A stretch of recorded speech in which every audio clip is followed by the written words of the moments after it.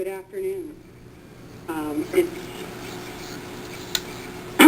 now time to announce the Doomsday Clock, and it is now 5 minutes to midnight. 2 years ago, it appeared that world leaders might address the truly global threats we face. In many cases, this trend has not continued or has been reversed. For that reason, the Bulletin of the Atomic Scientist is moving the clock 1 minute closer to midnight, back to its time in 2007.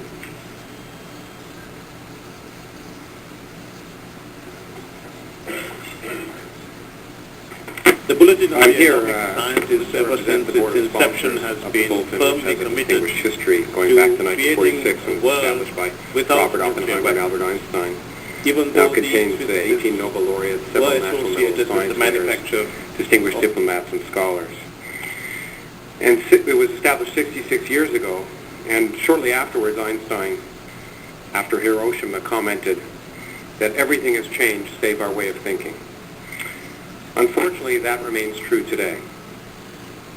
As Allison pointed out 2 years ago, there was tentative evidence that things were improving, with, for the first time perhaps, a global approach to global problems.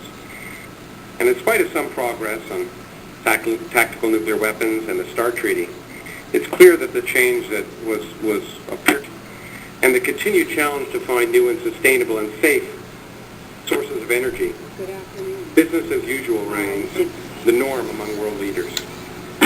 Initiatives on key issues from climate change are not taking place, and international tensions are rising, and that motivates moving the clock back to where it was. As the Bulletin sees it, the major challenges for humanity's survival in the 21st century is based on meeting the energy needs of developing countries and the industrialized world without further damaging the environment, risking people's health, and not risking the future spread of nuclear weapons, and in fact, leading to the stage for further reductions. Those things have not been met. There's been no dramatic evidence that there's going to be a continued reduction in nuclear weapons. The hope for the Comprehensive Test Ban Treaty has been reduced, being passed here has been reduced, and we're even talking about building new nuclear weapons systems. Even though climate change is happening and is urgent as we speak, and getting more urgent as we speak to meet that challenge, no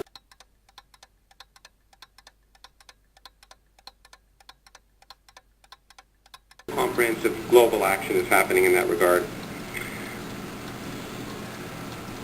With a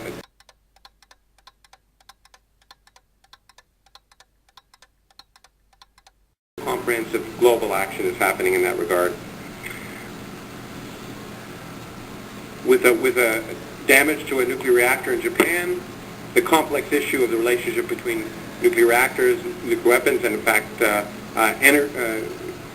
sustainable global warming has become even more complex. And all of these urgent problems suggest that we unfortunately have moved back to where we were instead of moving forward to deal with the urgent problems facing humanity that caused the Bulletin to be created in the first place. And we are indeed at 5 minutes to midnight, and it's a challenge for all of us to address those global